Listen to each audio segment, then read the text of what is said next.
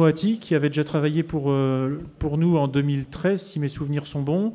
Il nous avait déjà proposé une première enquête sur les clients, les attentes des clients en librairie, la manière dont les clients pouvaient percevoir la librairie indépendante.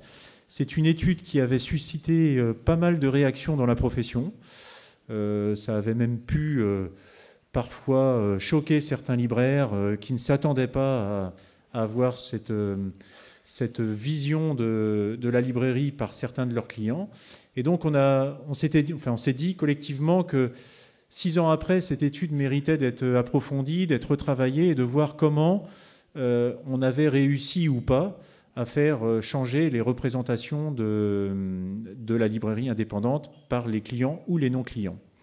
Donc voilà, Philippe Moati va nous présenter durant 3/4 d'heure la synthèse de cette étude qui, à mon avis, va encore susciter beaucoup de réactions de la part des libraires et va nous permettre aussi de construire des stratégies, comme je vous disais tout à l'heure. Voilà.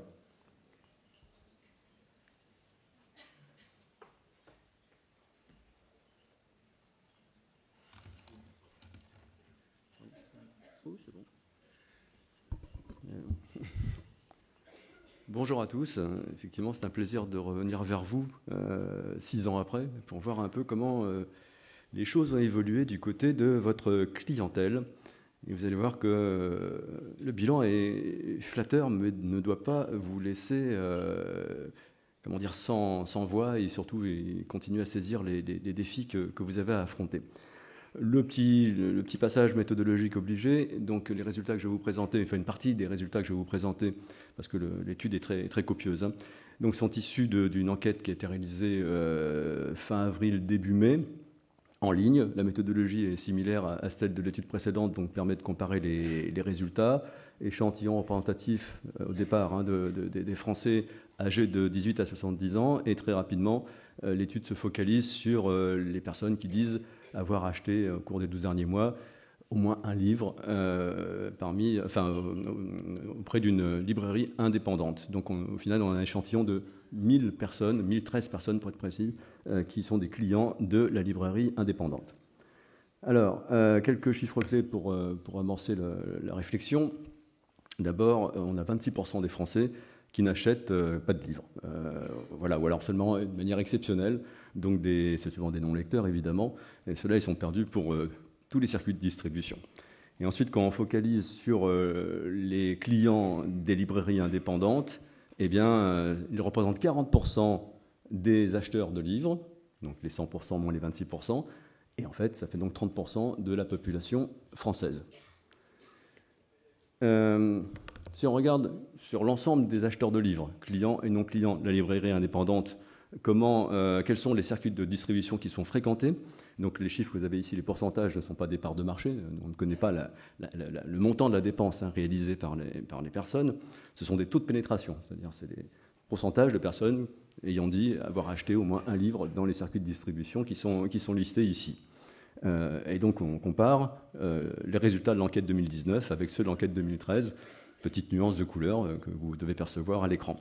Donc vous voyez que les librairies indépendantes, à 40%, c'est le chiffre que je viens d'annoncer, sont stables. On avait 39% en 2013, on est dans la marge d'erreur statistique, donc stabilité de la pénétration, ce qui est déjà un motif de satisfaction, mais en dehors de la librairie indépendante, ça bouge, avec un circuit qui progresse, on ne serait pas étonné, qui est le circuit Internet, avec un taux de pénétration qui a dépassé le seuil symbolique des 50%, nous sommes à 55% de taux de pénétration, et Internet qui se nourrit du déclin essentiellement de 2 circuits de distribution, les grandes surfaces spécialisées, la chute est assez sévère, et les GSA, les grandes surfaces alimentaires, qui, de manière plus générale d'ailleurs, sont en souffrance actuellement, comme vous le savez, et ils le sont donc particulièrement sur le marché du livre.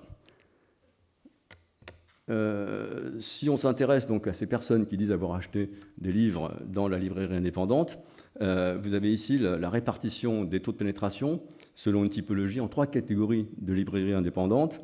Alors j'attire votre attention sur le fait qu'on peut difficilement comparer les chiffres de 2013 avec ceux de 2019, parce que ça serait un peu inquiétant, pour la bonne raison qu'en 2019, nous avons rajouté à la demande du SLF une nouvelle catégorie, les librairies indépendantes de centre-ville dans une ville moyenne. Cette catégorie n'existait pas dans l'enquête de 2013, donc nécessairement une partie des acheteurs se sont reconnus plutôt dans cette troisième modalité, ce qui explique sans doute le recul des deux autres. Ceci dit, vous remarquerez que le recul est plus marqué pour la deuxième catégorie, les grandes librairies indépendantes de centre-ville dans une grande ville.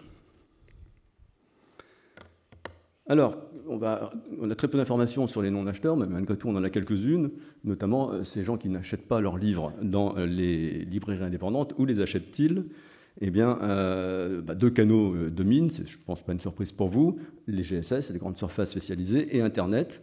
Et là, si on regarde également l'évolution des taux de pénétration, vous voyez que Internet, désormais, fait jeu égal avec les grandes surfaces spécialisées, donc une forte progression de la pénétration d'Internet, et au détriment notamment des grandes surfaces spécialisées.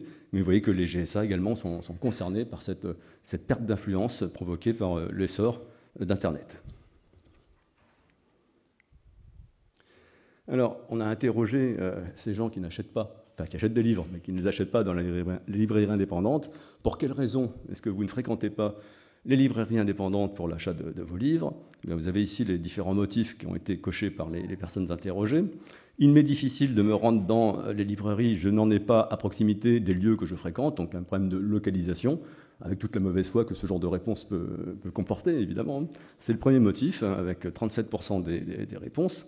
Je n'ai pas l'habitude de fréquenter les librairies, je n'y pense pas. 29%, alors j'ai la vue qui baisse, j'ai un peu de mal à voir les détails des chiffres. 29%, c'est intéressant, ça veut dire quand même que, en gros, on en a peut-être apporté de chez soi, mais c'est pas dans les réflexes, c'est pas dans les habitudes. Il y a peut-être ici une clientèle de nouveaux clients à les conquérir en captant leur attention. Ensuite, on a les prix ou les promotions pratiquées par les librairies ne sont pas intéressantes. Et là, j'ai entendu que le sujet avait été perçu. Vous allez voir que ça va revenir plusieurs fois dans l'étude. On a l'impression qu'effectivement, c'est plus cher. Donc il est temps sans doute de rappeler, comme vous l'avez bien perçu, que le prix du livre, à 5% près, est le même partout. Voilà. Et ici, il y a un problème d'image-prix, comme on dit en marketing, et il faut réfléchir aux différents moyens. Bien sûr, rappeler la loi, mais peut-être pas que. Consolider l'image-prix. Peut-être d'ailleurs en étant un peu plus agressif sur ce qui n'est pas livre, et pratiquer, comme le font tous les autres circuits de distribution, des opérations promotionnelles. Regardez nos rues commerçantes, c'est devenu banal. Enfin, on est dans une logique de surenchère promotionnelle généralisée dans tous les secteurs du commerce. Et évidemment, ça conditionne le regard que portent les consommateurs sur la compétitivité prix des différents circuits de distribution. Quel serait le facteur principal qui pourrait vous inciter à fréquenter les librairies indépendantes, pour ceux qui ne les fréquentent pas? Donc le tableau était long, je n'ai repris que les 3 premiers items. Donc il y en a 2 qui se détachent nettement, et le premier, c'est des prix plus compétitifs. Donc vous avez compris, il y a un vrai chantier ici. Ensuite, une localisation, un accès plus commode pour moi, ok. Et ensuite, seulement à 9%, un programme de fidélité qui me récompense lorsque j'achète régulièrement des livres. Il semblerait, on va y revenir, qu'on n'a pas perçu que les libraires étaient des champions de la fidélisation. Alors, maintenant, on va se polariser sur les clients de la librairie indépendante, vos clients. Vous ne serez pas étonné de constater que ce sont plutôt des gros lecteurs. En tout cas, quand on compare clients et non-clients, qui sont tous des acheteurs de livres, vous constatez que les petits lecteurs sont très sous-représentés parmi votre clientèle. Et à l'inverse, vous avez des lecteurs moyens et gros lecteurs qui sont nettement surreprésentés. Pardon, je ne sais pas citer le chiffre qui paraît clé. Sur la base d'une estimation globale du nombre de bouquins qui s'achètent dans l'année, enfin, on fait un petit calcul de coin de table pour arriver à ce résultat. En moyenne, un client de la librairie indépendante achèterait 13 livres par an. Donc vous voyez qu'on est plutôt sur le haut du pavé. C'est un chiffre qui est stable, à peu près stable par rapport à 2013. Alors, où est-ce qu'ils achètent leurs livres? Là aussi, on a essayé de faire un petit calcul de coin de table pour voir la part de nourriture, comme on dit en marketing, de la librairie indépendante par rapport à ses clients. Elle n'est que de 48%. C'est-à-dire que vous avez des clients qui vous aiment, on va le voir, qui vous fréquentent, mais qui ont, on dira, une fidélité plurielle.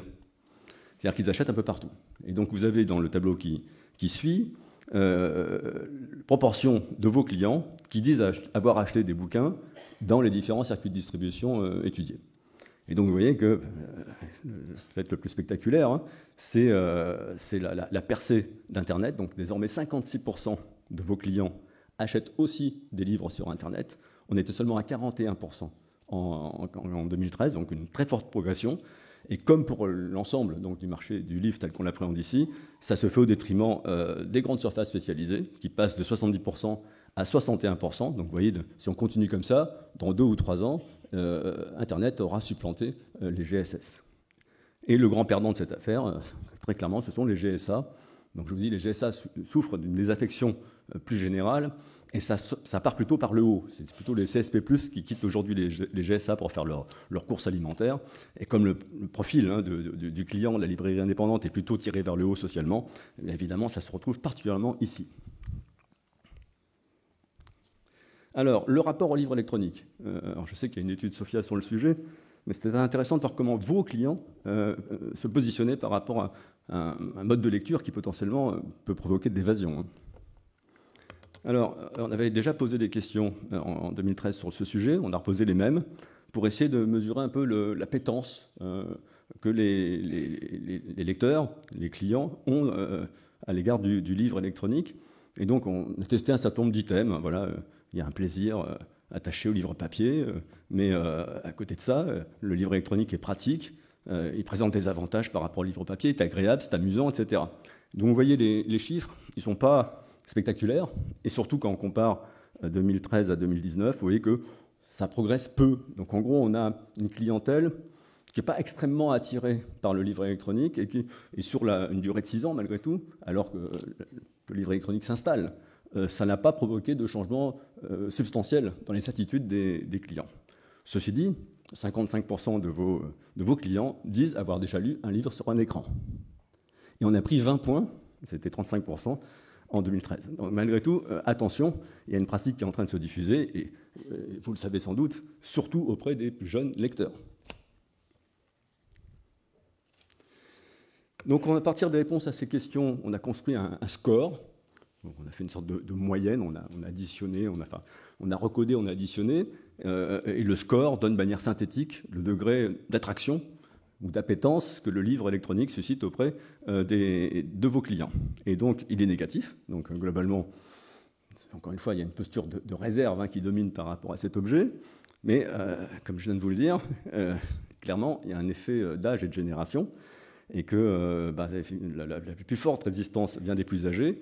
Les plus jeunes sont quand même globalement mieux disposés à l'égard du livre électronique. Et curieusement, ce ne sont pas les 18-24 ans, ce sont plutôt les 25-34 ans. Alors, on s'est beaucoup attaché dans cette étude à essayer de comprendre les avantages comparatifs de la librairie indépendante par rapport aux autres circuits de distribution du livre, et on arrive à des résultats extrêmement intéressants. Alors, j'explique comment ça doit se lire. On a passé en revue un certain nombre de critères de performance ou d'attributs qui pourraient être des avantages comparatifs des différents circuits de distribution, et on a demandé aux répondants de mettre une note à chacun des circuits de distribution allant de -5 à +5, selon qu'ils considéraient le circuit performant par rapport à ce critère. Vous me suivez ? Bon. Et donc le tableau, pour ne pas vous écraser sous les chiffres, je vais essayer de synthétiser un peu les résultats. Si on prend le critère de la compétitivité des prix du livre, quel est le circuit de distribution qui se classe en premier, qui a eu la meilleure note ? Eh bien, sans surprise, les sites web, avec une note de 3, donc sur une échelle, je répète, de -5 à +5. Deuxième critère, la praticité, le temps nécessaire pour réaliser ces achats de livres. Eh bien, ce n'est pas le site web qui arrive en premier, il n'est pas loin derrière. Ce sont les librairies indépendantes. Là, on ne fait pas le distinguo parce qu'elles sont quasiment dans un mouchoir de poche, les différentes catégories de librairies indépendantes, et on a une note de 3,1. Le plaisir de faire des achats de livres, c'est de nouveau les librairies indépendantes qui arrivent en premier, et là, assez largement, avec une note de 3,6. L'étendue du choix, ah non, là, c'est pas vous, mais je pense que ce n'est pas une surprise, ce sont les sites web, avec une note de 3,5. La qualité de la sélection de livres proposés, là aussi, on peut penser que Internet a des atouts avec les algorithmes de recommandation, mais très clairement, et avec une belle longueur d'avance, ce sont les librairies indépendantes, avec 3,3. Le plaisir des rencontres, n'y a pas de surprise. Mais si, la petite surprise, c'est qu'il y a une catégorie de librairies qui se détache un peu des autres. Ce sont les petites librairies indépendantes là, qui enregistrent une note de 3,1. La qualité de l'ambiance, du cadre, de l'aménagement du magasin, donc évidemment le site web il est disqualifié, il ne joue pas, ce sont les librairies indépendantes à 3,4. La découverte de nouveaux titres, de nouveaux auteurs, ce sont les grandes librairies indépendantes là, qui dominent avec 3,4. Les horaires d'ouverture, c'est le seul avantage comparatif des GSA avec 3,2. Difficile de rivaliser avec elles sur ce plan. Et la qualité des conseils et des recommandations, ce sont encore les librairies indépendantes à 3,5. Donc c'est presque un carton plein. Finalement, il n'y a que sur les horaires d'ouverture, le choix et le prix que la librairie indépendante est dépassée par d'autres circuits de distribution. On s'est livré à un petit exercice dans cette édition de cette étude qui consiste à jouer sur les mots. C'est-à-dire qu'on a défini une liste de mots que vous voyez dans la colonne de gauche et les répondants avaient la possibilité d'associer les mots qu'ils souhaitaient et autant de mots qu'ils souhaitaient à chacun des circuits de distribution du livre. On est uniquement sur les clients ici. Donc je vous donne le guide de lecture. Quand le mot qui a été le plus souvent retenu par 56% des répondants, c'est le site web. Non, je vous dis n'importe quoi, excusez-moi. C'est pratique. Et qui l'emporte par rapport à ce mot pratique, c'est le site web. Donc ça contredit un tout petit peu ce qu'on a vu tout à l'heure. Humain, cité donc par mot retenu par 55% des répondants, eh bien, ce sont les petites librairies indépendantes. Choix. On retrouve le résultat de tout à l'heure, cité par 54% des personnes, mais attribué au site web. Chaleureux, 53%, petite librairie indépendante. Conseil, petite librairie indépendante. Agréable, l'ensemble des librairies indépendantes. Authentique, les petites librairies indépendantes. Vous voyez que les petites ont souvent un petit bonus, hein. Les autres sont pas très loin derrière, hein, mais un petit bonus pour tout ce qui est relatif à l'humain et au lien social. Proche, la librairie indépendante. Efficace, ah non, là c'est le site web. Moderne, heureusement, c'est le site web. Apaisant, les librairies indépendantes. On commence à avoir une chute du pourcentage de personnes ayant retenu ce mot. Inhumain, c'est pas vous, ce sont les sites web. Artificiel, c'est pas vous, ce sont les GSA. Responsable, intéressant quand même, retenu par 21% des personnes. Hein. La petite librairie indépendante. Trop cher, c'est pas vous. Ce sont les maisons de la presse, rarement citées dans l'étude. Bon, je ne vais pas tout passer, après vous voyez que c'est peu cité, on retiendra le dernier. Prétentieux, on aurait pu penser que c'était peut-être la librairie indépendante. Non, ce sont les GSS, mais 5% seulement des personnes ont retenu ce mot. Voilà. Alors, maintenant, on va raisonner un petit peu. C'est à peu près les mêmes données, mais on les prend dans un autre sens.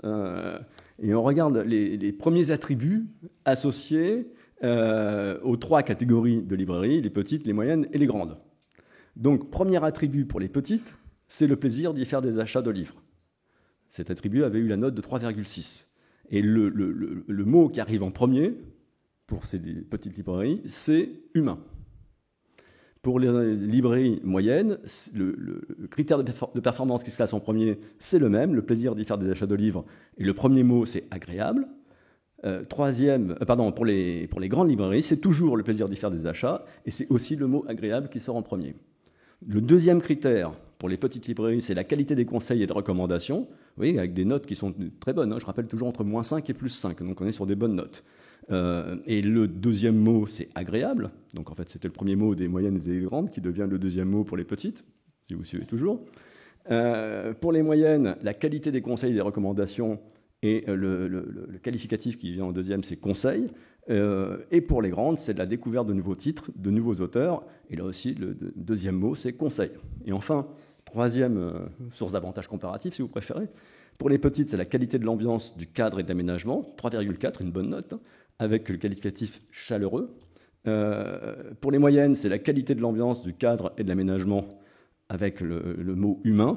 Et enfin, pour les grandes, la qualité des conseils et des recommandations, avec le mot humain. Donc vous voyez qu'en gros, on retrouve à peu près les mêmes items dans des ordres un peu différents, à peu près les mêmes mots, et tout ça nous renvoie toujours à, en gros, la qualité d'expérience que les clients vivent dans vos magasins. je dis bien magasin, c'est-à-dire à la fois sur le plan du rapport humain et du plaisir qu'on peut avoir à côtoyer des gens, à découvrir des livres, etc. Ça, c'est vraiment un attribut lié au caractère physique de petite taille et d'indépendance et d'engagement même du libraire, qui est clairement reconnu par les clients de la librairie indépendante. Si on fait le même exercice sur les GSS, le premier critère de performance qui ressort, c'est l'étendue du choix des livres, 3,2, et le premier qualificatif, c'est pratique. Donc clairement, les GSS se situent plutôt sur un registre fonctionnel. Deuxième critère, les horaires d'ouverture, on est encore sur du fonctionnel, avec un qualificatif qui est choix, fonctionnel. Troisième élément de compétitivité, la qualité de la sélection des livres proposés, mais seulement 2,9, et troisième mot-clé, agréable. Donc vous voyez, les GSS par rapport à vous se situent davantage dans le registre du pratique et du fonctionnel, alors que vous êtes plutôt dans le registre de l'expérience, on va le dire comme ça.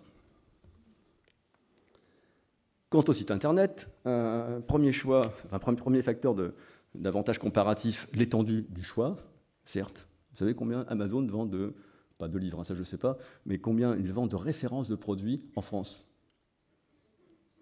Un hypermarché, tout confondu, hein, on vend à peu près 80 000.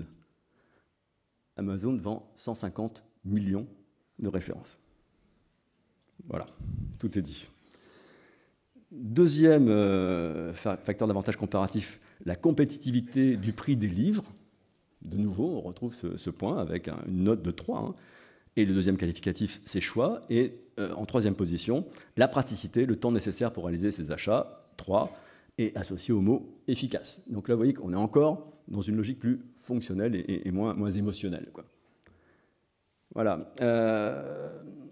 Alors, si on revient un petit peu sur la manière dont vos clients répartissent leurs achats entre ces différents circuits de distribution, qui sont donc associés à des avantages comparatifs différenciés. C'est pour ça qu'ils papillonnent. Ils trouvent dans la palette des circuits qui leur est proposée des forces et des faiblesses qui se complètent en quelque sorte, et c'est pour ça qu'ils papillonnent. Voilà.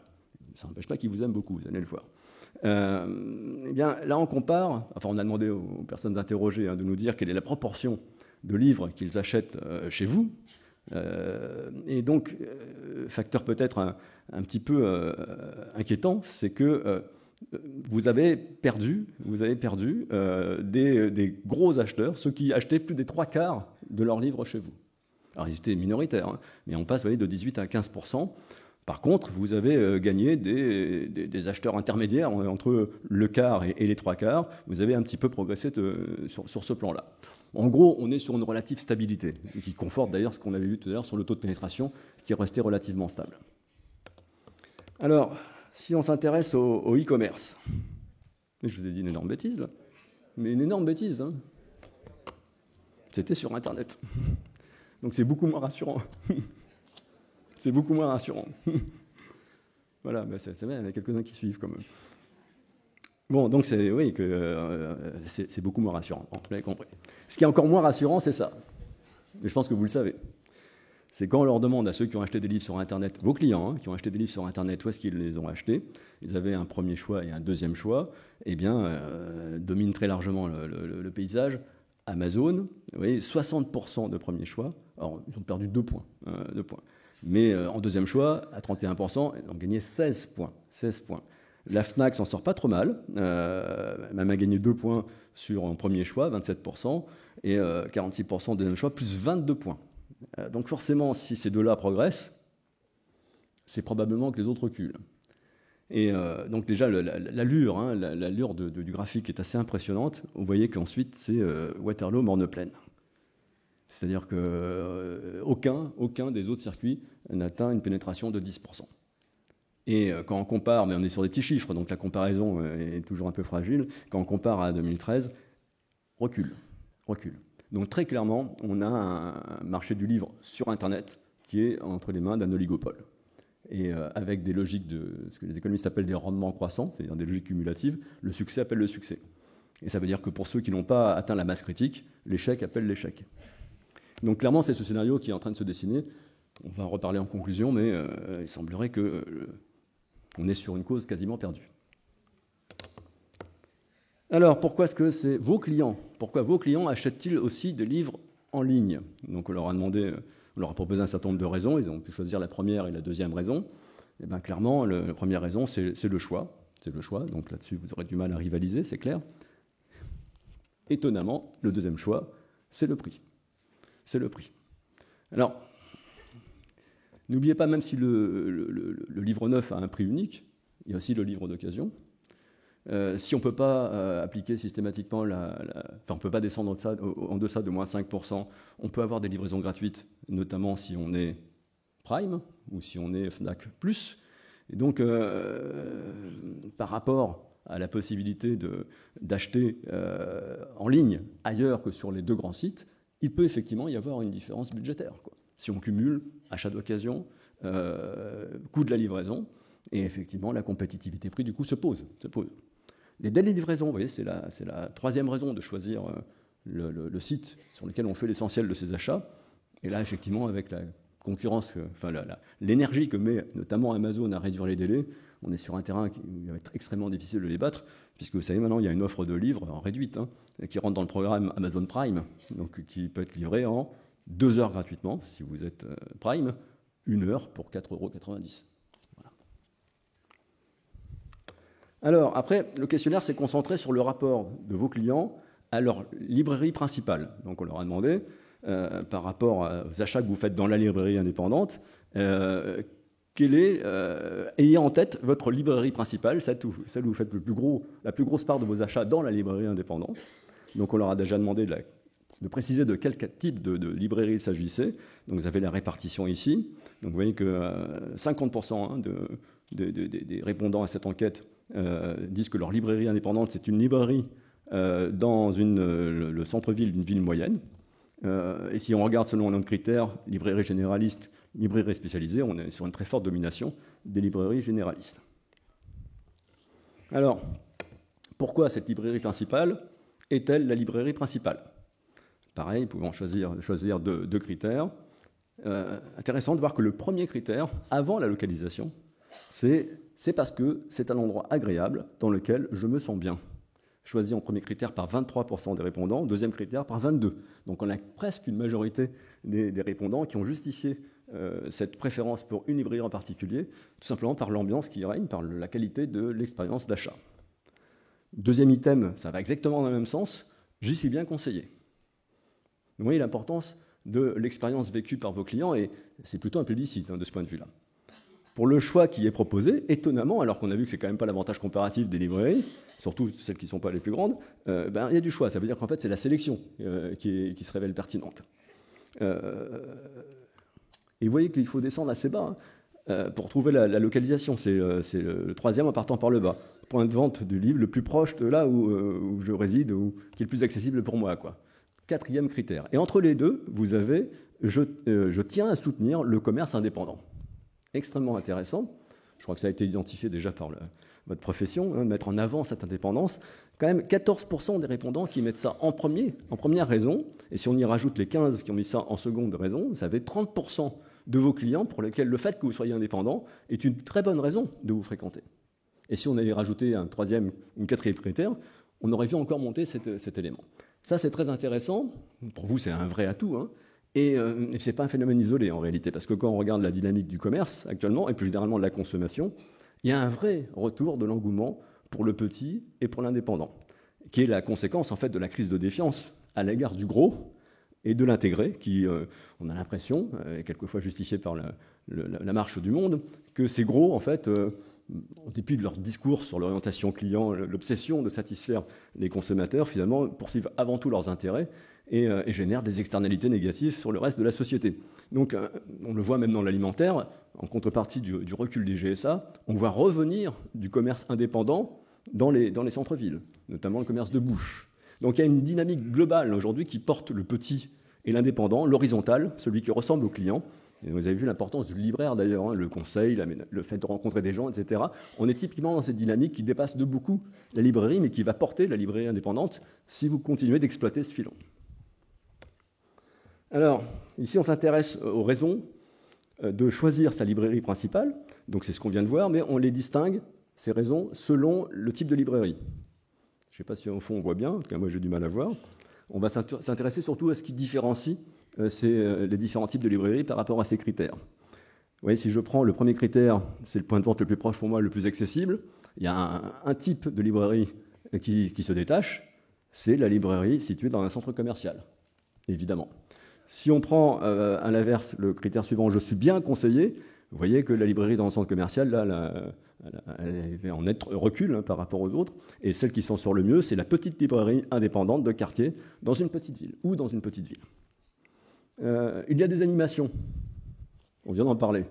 Vous voyez que quel que soit le type de librairie, ce n'est pas un critère extrêmement déterminant pour en faire sa librairie principale. Alors peut-être que si on avait demandé 10 critères, ça aurait fini par émerger, mais ce n'est pas en tête des critères de préférence pour sa librairie.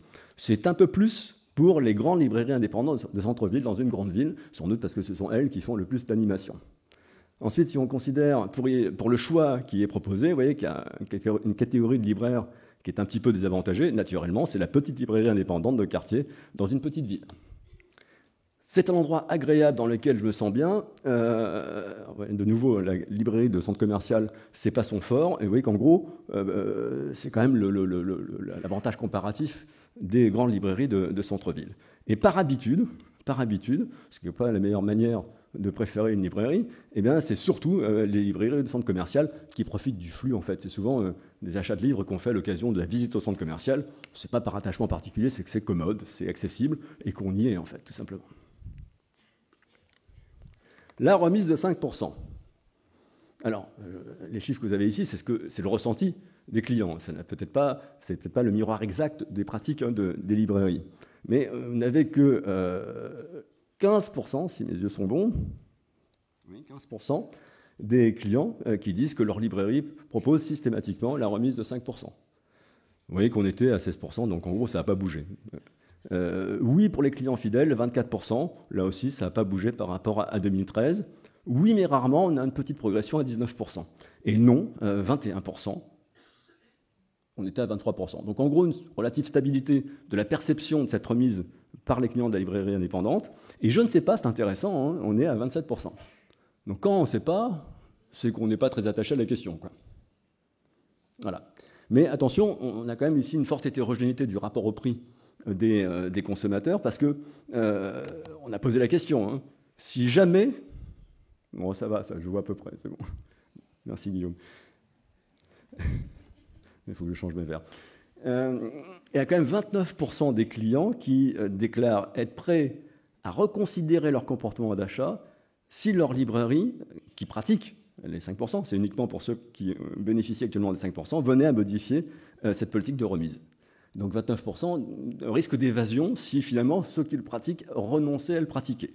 Mais on se rassurera en se rappelant qu'en 2013, cette proportion était de 41%. Donc en gros, la question des 5%, elle se pose, mais ce n'est peut-être pas la question la plus stratégique que vous avez à traiter. Peut-être que convaincre qu'au mieux, il n'y a qu'un écart de 5%, c'est plus pertinent. Alors, on s'est attaché dans l'étude à cerner comment vos clients vous notent sur un certain nombre de critères. C'est une manière de pouvoir aussi cerner leur attachement à ce que vous êtes. Alors, on a commencé par une question très générale, on appelait ça le score de pertinence du positionnement. En fait, c'est la réponse à la question que vous voyez à l'écran, hein. Veuillez donner une note de -5 à +5 pour chacun des points de vente suivants, selon l'intensité avec laquelle vous les appréciez, vous aimez les fréquenter et vous vous sentez en phase avec leur discours, leur politique, leurs produits. Donc leur positionnement, tout simplement. Eh bien, vous voyez que c'est nettement la librairie indépendante qui domine ce classement. Les petites librairies indépendantes de quartier, etc., 3,5, toujours entre -5 et +5, donc c'est vraiment une bonne note, hein. Les librairies indépendantes de centre-ville dans une ville moyenne, 3,4, allez, c'est l'école des fans, hein, c'est égalité. Les grandes librairies indépendantes de centre-ville dans une grande ville, un petit peu en retrait. Et après, ça baisse. Les grandes surfaces spécialisées dans la vente de produits culturels, les GSS, 2,6, parce qu'il n'y a pas une note déshonorante, mais enfin, il y a quand même une marche par rapport à ce qu'on vient de voir. Les sites internet, 2,2 seulement, ça n'empêche pas qu'on les fréquente. Les maisons de la presse, 2, et les supermarchés, hypermarchés, alors là, 1. Mais ça reste positif, hein, ceci. Donc voilà, clairement, votre clientèle, hein, ce n'est pas l'ensemble des acheteurs de livres, hein, votre clientèle est à l'aise avec ce que vous êtes, en tout cas plus à l'aise avec ce que vous êtes que ce que proposent les autres circuits de distribution. On les a interrogés sur leur satisfaction, donc mettez une note classique, hein, mettez une note de 0 à 10 selon votre degré de satisfaction globale par rapport à ce que vous propose votre librairie, eh bien, on arrive à une note qui est très bonne, 8,4 sur 10. Note moyenne, évidemment. Quand on fait des études comme ça, avec ce genre de métrique, en général, on a 7, 7,5. Donc là, on a quand même une bonne note. D'ailleurs, en 2013, on avait 7,6, qui était un peu la note standard quand il n'y a pas de catastrophe dans un secteur d'activité. Près d'un client sur deux a donné 9 ou 10, ce qui est quand même une note exceptionnelle. Donc c'est-à-dire que vous avez la chance d'avoir des clients réellement satisfaits de ce que vous leur proposez. Et seulement 3% qui ont donné une note inférieure ou égale à 5, c'est-à-dire qu'ils ne sont pas très contents. 3%, c'est la proportion de râleurs qu'on doit avoir dans n'importe quelle collectivité. Alors, on a affiné quand même. On a affiné, puisqu'on a donné ensuite un certain nombre de critères, et on a demandé de noter toujours de 0 à 10 sur les différents critères. Les notes sont globalement bonnes, donc je ne vais pas m'éterniser sur le haut du tableau, puisqu'on est sur un mouchoir de poche, on est au-dessus de 8. Le plaisir d'y faire des achats, la qualité des conseils, la qualité de la sélection, la qualité de l'ambiance. Vous voyez, tous ces éléments relatifs à l'expérience d'achat, c'est un plébiscite, on est au-dessus de 8. Donc on va s'intéresser plutôt aux points qui ménagent quelques marges d'amélioration. Donc on prend le tableau par le bas. Et qu'est-ce qu'on trouve d'abord? Le programme de fidélisation. Programme de fidélisation, note 6,3. C'est pas top, 6,3. Et on a 38% de notes inférieures à 6, ce qui n'est pas terrible. Ensuite, vous avez les animations proposées par votre librairie, 6,7. Ah, voilà peut-être qui va donner un peu de matière à réflexion en complément de ce que vous avez entendu tout à l'heure. C'est pas top. Ceci, c'est tous les répondants qui ont donné cette note, y compris ceux qui n'y mettent pas les pieds. Ou pour lesquels il n'y a pas d'animation qui sont proposées. Et on retrouve la compétitivité des prix de la part des clients de la librairie indépendante, 6,8. Vous avez 3 chantiers là. Vous avez 3 chantiers. La fidélisation, on va en reparler. Les animations, peut-être à revoir. Et la compétitivité, en tout cas l'image prix, si ce n'est pas la compétitivité prix. La recommandation, une autre manière de mesurer la satisfaction, en gros, est-ce que vous êtes prêt à recommander votre librairie à un ami, un proche, machin, etc. 97% des clients se disent prêts à recommander leur librairie. C'est un score stalinien. Ouais. Mais on avait déjà ça en 2013, donc c'est difficile de faire mieux. Quand on avait déjà 97, on peut difficilement en faire beaucoup mieux. Et surtout que dans ces 97, il y a 67%, plus des 2/3, qui disent sans hésitation, donc ils sont enthousiastes. Et là, on n'était qu'à 55% en 2013. Donc encore une amélioration, finalement, dans le détail, on a encore une amélioration sur un critère où il y avait déjà une très bonne performance. La confiance. Alors, le Psoco, on mesure la confiance de manière un peu détournée, parce que la littérature académique dit que notre propension à faire confiance à un autre acteur, c'est ce qu'on voit en lui sur 3 registres. Sa compétence, est-ce qu'il est capable de faire ce qu'il dit qu'il va faire, son intégrité, est-ce qu'on peut le croire quand il dit quelque chose, en quelque sorte, et sa bienveillance, est-ce que mon bien-être lui importe, voilà. Donc, en principe, il faut une grande batterie de questions pour arriver à cerner toutes ces dimensions. Là, on a juste 6 questions, même pas, 5 questions. La compétence, voilà, c'est mon libraire est compétent dans son métier et est en mesure d'offrir à ses clients un service de qualité. Le temps qui passe, c'est bon. Non, c'est pas bon. C'est pas bon du tout. C'est pas bon du tout. 96%, là aussi, aucun doute sur la compétence du libraire. L'intégrité, mon libraire tient ses promesses, 93%. Il est indépendant dans ses choix, 87%, c'est un peu moins, mais enfin c'est quand même très très bien. Et mon libraire est à l'écoute de ses clients, 94%. On est rarement déçu quand on est client de ce libraire, 94%. En gros, c'est là aussi un carton plein sur la question de la confiance. Voilà. Et sur la totalité de ces items que vous voyez ici, on a une progression par rapport à 2013, qui était déjà un bon cru.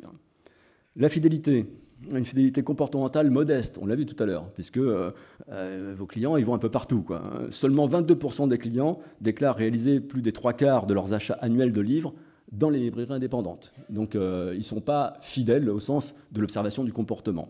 Seulement 17% des clients déclarent réaliser plus de 3/4 de leurs achats annuels de livres dans leur librairie principale. Donc voilà, ils ont au mieux une fidélité plurielle. Mais un client sur 2 déclare fréquenter sa librairie principale depuis plus de 6 ans. Par contre, vous voyez que ça s'installe dans la durée. Si on n'a pas une vraie fidélité comportementale, c'est le moins qu'on puisse dire, il y a une fidélité attitudinale qui est forte. 75% des clients se déclarent fidèles à leur librairie principale, dont 20% tout à fait.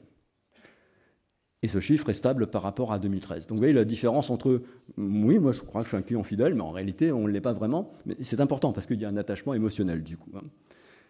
Alors, fort attachement émotionnel, forte fidélité déclarée, mais vous voyez, estimez-vous que votre librairie reconnaît et récompense comme il se doit votre fidélité? Oui, tout à fait, 55%. Pas suffisamment, 35%. Pas du tout, 10%. Donc, si on est dans la logique du don contre don, moi, je me sens comme un client fidèle, mais toi, tu ne le reconnais pas à juste titre et tu ne me récompenses pas comme tu devrais le faire. Il y a un sujet sur la fidélisation. L'attachement. Alors l'attachement, on l'a mesuré comment? Le scénario que vous voyez à l'écran. Si votre librairie devait déplacer son point de vente de sorte que vous auriez besoin de 10 minutes supplémentaires pour vous y rendre, pensez-vous que vous continueriez à fréquenter votre librairie avec la même fréquence? Oui, certainement, ça ne changerait rien à mes comportements. 46%. On était à 35%. Je continuerai de fréquenter ma librairie, mais un peu moins souvent. 38%, c'est un petit peu baissé parce que le précédent a grimpé. Donc en gros, là aussi, fort attachement de vos clients à leur librairie principale, et ça a plutôt progressé par rapport à 2013. Typologie des clients, mais je ne vais pas m'en sortir. En fait, on a, sur la base de combien ils achètent de bouquins, où est-ce qu'ils les achètent, etc., on a fait une typologie, on avait déjà fait cet exercice dans l'étude précédente. C'est intéressant parce que ça va vous donner des cibles prioritaires. Les fidèles conservateurs, c'est le gros de votre clientèle. Ils ne sont que 16% en termes de volume de clientèle, mais ils pèsent pour 30% dans le volume, tel qu'on l'a estimé, d'achat réalisé dans les librairies indépendantes. Ce sont des gros lecteurs, avec un S c'est mieux, qui fréquentent assidûment les librairies indépendantes. Ça ne les empêche pas d'aller voir ailleurs, mais le gros de leurs achats sont chez vous. À côté de ça, vous avez les lecteurs numériques. 19% du volume des clients, mais 24% du volume d'achat estimé dans les librairies indépendantes. Donc, ils pèsent lourd, c'est un quart de votre activité. Ce sont des gros lecteurs qui fréquentent beaucoup les librairies indépendantes, mais aussi Internet. Et on les appelait lecteurs numériques parce que quasiment tous lisent des livres numériques. Ils sont plus jeunes que la moyenne. Donc ceux-là, attention, ils vous aiment bien, ils achètent beaucoup chez vous, mais leur profil de lecteur et d'acheteur peut provoquer par la suite, dans leur histoire, dans leur trajectoire de clientèle, une évasion vers des circuits numériques. Les gros lecteurs éclectiques, c'est 18% de vos clients, c'est 19% de volume d'achat. Ce sont des gros lecteurs, mais eux, ils papillonnent. Eux, ils vont partout. Ils vont partout, donc malheureusement, vous voyez, 18%, mais ils ne font que 19%, alors que ce sont des gros lecteurs. Cela est un enjeu majeur à faire en sorte qu'ils vous préfèrent. Dans leur capacité à papillonner entre les circuits, il faut faire que vous soyez le circuit préféré. Les petits lecteurs fidèles, ils vous aiment bien, ils viennent quasiment que chez vous. C'est 24% de votre volume, mais c'est que 15% des achats réalisés. Ils sont très peu portés vers le numérique, ceux-là, vous ne risquez pas de les perdre, ils sont sécurisés. Et enfin, les clients occasionnels, 24% du volume des clients, mais seulement 13% des volumes d'achat, ce sont des gros lecteurs, mais ils fréquentent surtout les GSS et Internet. Ceux-là, vous les avez déjà perdus, en quelque sorte. Alors, vous voyez, il y a deux cibles qu'il va falloir bien surveiller, les lecteurs numériques et les gros lecteurs éclectiques, parce que c'est du volume d'achat, et c'est un vrai risque de déperdition avec la numérisation du marché. Rapidement, les services. On a testé un certain nombre de services. La commande de livres, ça marche plutôt bien. 91% des clients affirment que leur librairie pratique la commande de livres et 98% sont satisfaits de ce service, y compris des délais de livraison, ce qui peut paraître étonnant eu égard aux délais que pratique Internet. Donc la commande, ça marche. Ensuite, on a l'ouverture dominicale. 80% des clients affirment que leur librairie principale est fermée le dimanche, et on avait le même chiffre en 2013. 29% d'entre eux, ceux pour lesquels la librairie est fermée, trouveraient utile et agréable que leur librairie soit ouverte le dimanche. Et on est à 43% chez les plus jeunes, on est à 38% sur les lecteurs numériques dont je vous ai montré qu'ils étaient une cible stratégique, et 42% chez ces gros lecteurs éclectiques qui vont un peu partout. Il y a sans doute un sujet que je vous laisserai trancher. L'organisation d'événements. La moitié des clients des librairies indépendantes déclarent que leur librairie organise des événements. Donc ça veut dire que l'autre moitié, non. Alors, je ne sais pas si le chiffre est vrai, en tout cas il est perçu comme tel par les consommateurs. Et ce chiffre est stable par rapport à 2013. 60% d'entre eux disent y participer. Plus 10 points. Plus 10 points. Voilà, c'est la subjectivité. Et ils sont contents. Quand on leur demande de le noter, ils mettent 8 sur 10. Et là aussi, c'est en hausse sensible. Bon, ça vous fait rire. 23% des clients ignorent si leur librairie en organise. C'est-à-dire qu'il y a peut-être aussi un sujet sur la communication que vous faites autour de ces événements. les gros lecteurs éclectiques et les lecteurs numériques, on a vu que c'était des cibles stratégiques, sont particulièrement intéressés par les événements, mais peut-être pas par ceux que vous pratiquez. L'occasion, un beau sujet. 35% des clients affirment que leur librairie pratique la vente de livres d'occasion, plus 6 points. 93% en achètent, mais seulement dont 40% seulement rarement. Donc il y a quelque chose. Pour ceux qui le font, ça marche, quoi, apparemment. Une forte appétence apparente. Regardez, si votre librairie décidait de vendre des livres d'occasion, pour ceux pour lesquels ce n'est pas le cas, hein, est-ce que vous utiliseriez ce service? Oui, de temps en temps 51%, rarement 20%. Apparemment, il y a une appétence pour le livre d'occasion. D'ailleurs, le marché du livre d'occasion, tout circuit confondu, se porte bien. Évidemment, ça pose des problèmes d'organisation, on en parlera peut-être. La diversification. On a testé la présence dans les librairies et l'appétence des clients pour 13 offres complémentaires à la vente de livres. Je ne vais pas tous vous les montrer. 2 offres se trouvent dans une majorité de librairies. Ce sont la vente d'articles de papeterie et de matériel de bureau et les articles de loisirs créatifs. Tous les autres, c'est-à-dire les 11 autres offres, se trouvent dans une minorité de librairies, enfin aux yeux des clients, hein, voire quelquefois sur une proportion très faible. Donc on a construit un indicateur de diversification selon le nombre d'offres sur ces 13 qui sont proposées par les librairies, en tout cas vu du point de vue des clients. 3 offres ou plus, donc des librairies très peu diversifiées, ça ferait 61% du nombre de librairies. Des diversifications très fortes, plus de 6 offres sur les 13, seulement 13%. Donc on a globalement des librairies qui sont perçues comme étant peu diversifiées du point de vue des clients. Pardon. Alors que les clients sont en attente de diversification. Et on ne parle que des clients, je ne parle pas de ceux qui ne sont pas clients. Hein. Pareil, par rapport à la liste qu'on leur a proposée, on leur a demandé qu'est-ce qu'ils aimeraient bien voir dans leur librairie. Ben, vous voyez, cette fois-ci, avoir 8 offres plus, c'est 26%. Entre 4 et 7 offres, c'est 47%. Donc il y a un appétit pour des nouvelles propositions commerciales dans les librairies que fréquentent vos clients. Et alors si on regarde ce qui arrive en tête des diversifications les plus souhaitées, les bourses aux livres, la vente d'articles de papeterie et de matériel de bureau, ben ça tombe bien parce que ça, vous l'aviez déjà, des clubs de lecture, des cafés espaces de restauration, des ateliers pour les enfants, des loisirs créatifs sont jugés utiles et agréables par plus de 50% des clients. Vous avez le détail des 13 activités dans le rapport, ça peut vous donner des idées de diversification. Visiblement, on vous attend également sur des choses qui dépassent le livre. On est dans le domaine de la culture, en réalité, et des loisirs. Et les gros lecteurs éclectiques, cibles stratégiques, sont en pointe dans leur appétit de nouvelles activités dans le point de vente. La présence numérique. Seulement 33% des clients affirment que leur librairie principale est présente sur Internet et sur les réseaux sociaux. Alors, je ne sais pas si ce chiffre correspond à la réalité, mais il est très faible. 43% ne savent même pas si leur librairie a quelque chose sur Internet, quoi. Donc, il y a au minimum un défaut d'information. Au minimum, peut-être même un défaut de présence. Pourtant, environ 70% des clients dont la librairie dispose d'une présence numérique utilisent les services en ligne. C'est-à-dire que quand ça existe, et qu'on sait que ça existe, on l'utilise. Seulement 27% des clients affirment que leur librairie principale pratique l'envoi de SMS et de mails personnalisés. À l'heure du marketing relationnel one-to-one, ça fait peu, ça fait très très peu. Les autres ne se gênent pas pour le faire dans les autres univers de consommation. 83% pourtant des clients se déclarent intéressés à avoir une relation plus suivie qui dépasse ce qui se passe dans le point de vente et une relation personnalisée. On a testé, on l'avait déjà fait en 2013, la formule de client privilégié. La formule est la suivante. En échange d'une cotisation annuelle, il faut payer, hein, on accède à un panel d'avantages, qui seraient des réductions, des avant-premières, des rencontres avec les auteurs, des services en ligne, etc. C'était présenté comme ça. 63% des clients se disent intéressés, dont 20% très. Méditez, hein, la carte Fnac, Amazon Prime, enfin il y a plein de commerces qui pratiquent des cartes payantes qui donnent accès à des avantages. On a gagné 6 points par rapport à 2013. Donc il y a un potentiel ici à travailler. C'était déjà flagrant il y a quelques années et ça n'a pas débouché visiblement. Et ça intéresse particulièrement, cette formule, les lecteurs numériques et les gros lecteurs éclectiques, c'est-à-dire précisément les 2 cibles stratégiques. Librairie, lieu de rencontre. 18% des clients de la librairie indépendante fréquentent déjà des librairies qui présentent un espace pour boire un verre, lire, travailler, enfin, ce qu'on appelle maintenant un tiers-lieu, hein, en quelque sorte. Et ça, vous voyez, ce chiffre passe à 28% chez les lecteurs numériques qui sont en appétit de ce genre de choses. Les gens de numérique, ils aiment le quelque chose. Donc il y a une appétence pour ça par rapport à la cible stratégique. Près des 3/4 de ceux qui ne les fréquentent pas disent qu'ils seraient prêts à les fréquenter si jamais on leur proposait. Et on arriverait à 85% parmi les gros lecteurs éclectiques. Donc là aussi, faire de ces lieux des lieux de rencontre, de convivialité, qu'on a l'espace pour, hein, ça rencontre une demande, et notamment auprès des cibles les plus stratégiques.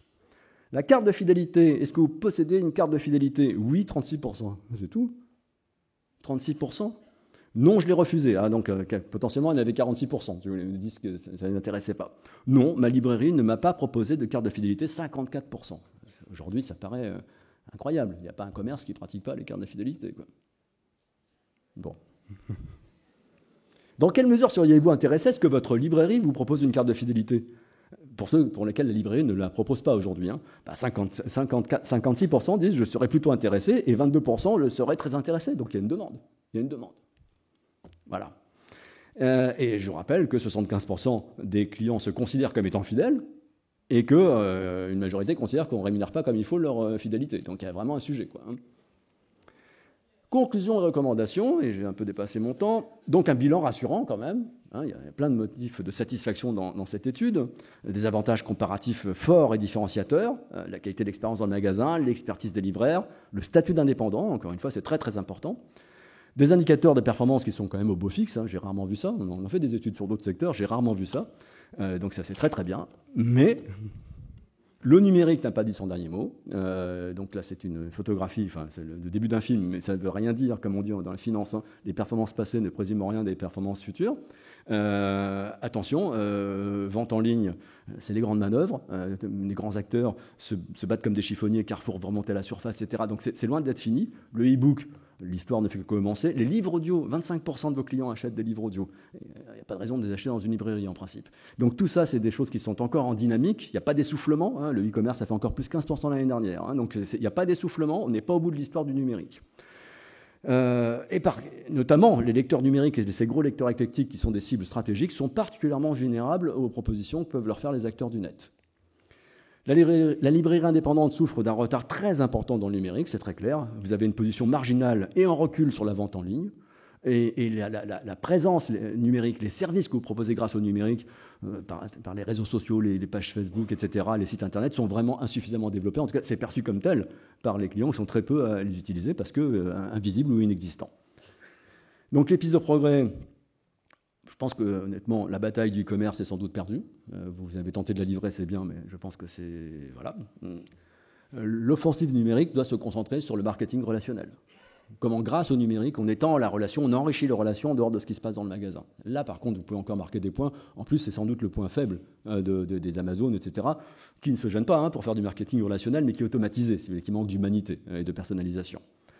L'urgence d'une réflexion sur la fidélisation, urgence, et qui ne soit pas limitée à des avantages monétaires, pas juste les 5%, c'est d'acheter 10 bouquins, non, plus que ça, parce que ce n'est pas ça qui marche le mieux, c'est la reconnaissance, de donner un statut particulier aux clients fidèles, de leur accorder des choses qui sont en résonance avec ce qui les intéresse et ce qui les passionne. Une fidélisation digitalisée, donc la carte avec les coups de tampon, vous oubliez, et organisée d'une manière centrale. Je pose une question. Oui, peut-être, notamment sur le plan informatique, peut-être mutualiser des coûts pour avoir quelque chose de performant. Peut-être aussi que la fidélité, elle peut être récompensée dans tout le réseau. Quand je gagne des points chez Carrefour en bas de chez moi, ça marche aussi quand je vais dans un autre magasin Carrefour. Est-ce que l'ensemble des librairies indépendantes ne pourrait pas organiser une fidélité sur l'ensemble du réseau? Eh oui, mais ça veut dire que vous mettez en commun des outils, évidemment. Réfléchir aux moyens de renforcer l'image prix. Je crois que vous avez compris, ce n'est pas la peine que je développe. Et offrir de nouveaux services pour fidéliser et accroître le taux de nourriture des clients actuels, voire pour capter de nouveaux clients. L'occasion, vous êtes en train de... C'est un marché énorme qui vous échappe, en grande partie. C'est compliqué à votre échelle individuelle, mais peut-être que si vous travaillez collectivement, il y a quelque chose à faire. Peut-être arriver à virtualiser les stocks, que chacun mette dans une banque centrale l'état de son stock de livres d'occasion. Et quand un client vient vous demander un livre que vous n'avez pas, mais qu'un collègue a ailleurs dans le pays, eh bien, l'organisation centrale suscite le flux, provoque le flux d'un magasin à un autre. La FNAC fait ça, d'ailleurs, pas forcément pour les livres, mais quand un magasin a un produit que l'autre n'a pas, ça circule pour pouvoir servir le client. Donc là aussi, une organisation centrale peut rendre possible ce qui semble impossible lorsque c'est fait à l'échelle individuelle. Puis développer les animations, mais sans doute pas exactement celles que vous faites. Oui, j'ai bien vu, principalement en signature d'auteur. Si vous voulez faire une signature d'auteur qui amène du monde, je parlais tout à l'heure avec votre président, la FNAC fait ça là, une fois par an dans le quartier du Marais, il y a un monde fou, mais pourquoi? Parce qu'il y a des stars qu'on voit à la télé, si vous voulez. Vous ne pouvez pas faire venir une star dans votre magasin, mais si à plusieurs vous vous organisez pour faire venir une star, vous mutualisez, vous louez une salle, etc. Là, vous pouvez y arriver. Et puis, il n'y a pas que la signature. On est dans une époque où on a envie de participation. Cette logique descendante, c'est bien, mais ça ne suffit pas. Donc, des ateliers, des débats, des choses où le consommateur est actif. Et je répète, la lecture fait partie d'un ensemble plus large, les loisirs et la culture. Donc, déborder la sphère étroite du livre pour aborder la culture au sens large et les loisirs au sens large. Il y a un énorme appétit des consommateurs pour le faire. On a pratiqué une étude là-dessus. Regardez ce qui se passe, notamment du côté des centres culturels Leclerc. Ils ont bien identifié qu'il y avait quelque chose à jouer là-dessus, et ils le jouent à fond, et ils vont monter en puissance. Observez-les, ça sera pour vous une source d'inspiration. Et ben voilà, j'ai dépassé, je suis désolé, j'espère qu'il n'y a pas trop faim. Merci de votre attention.